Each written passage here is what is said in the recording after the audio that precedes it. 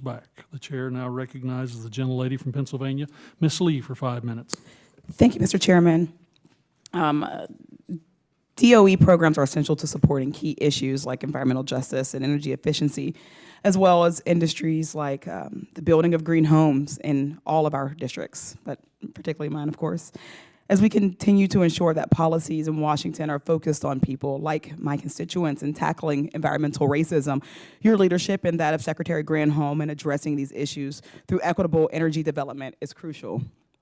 Building on the progress of recent years, environmental racism and injustice in Western Pennsylvania and across the nation are pressing issues that will require further bold and equitable public investments in climate justice and community resilience and green union jobs.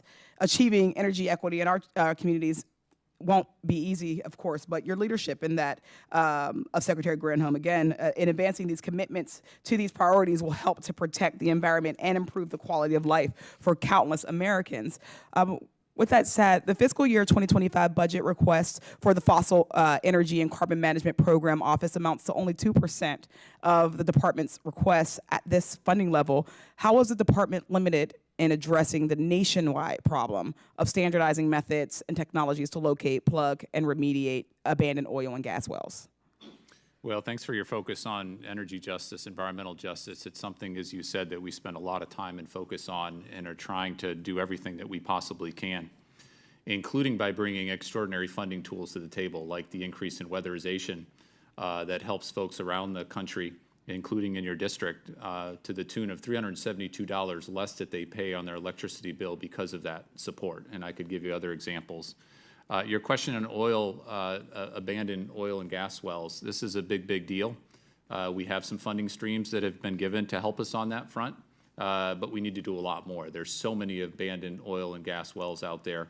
There's such a need out there. We do need to work with Congress and make sure that we have the appropriate level of support, the appropriate level of funding to do right, not only because it's a big emitter, but because these are all in communities, real communities, your constituents, and we need to do right by those constituents.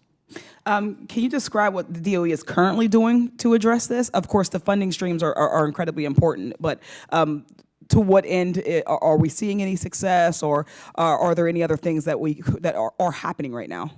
Yeah, so we are, and we do have some significant funding streams, but they're not enough. So just last week, we announced something called our MERP program, which is Methane Emission Reduction Program. It's $850 million. It's a competitive grant program. We've put out some funding to states and local governments through a formula grant as well that's complementary.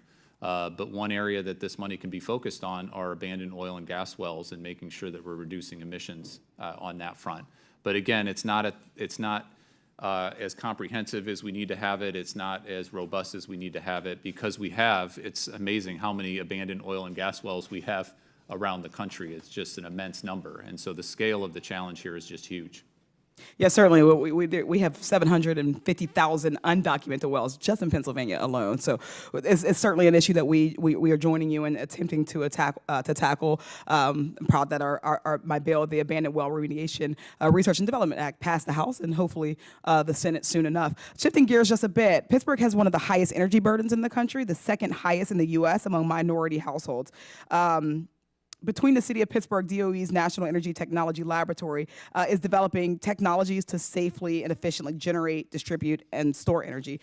This work has proven essential in removing barriers to accessing clean energy, reducing energy costs for vulnerable populations, and promoting investments in energy-saving home upgrades. Itemizing $33.1 million and $3.2 million increase, which is a $3.2 million increase in funding from fiscal year 24.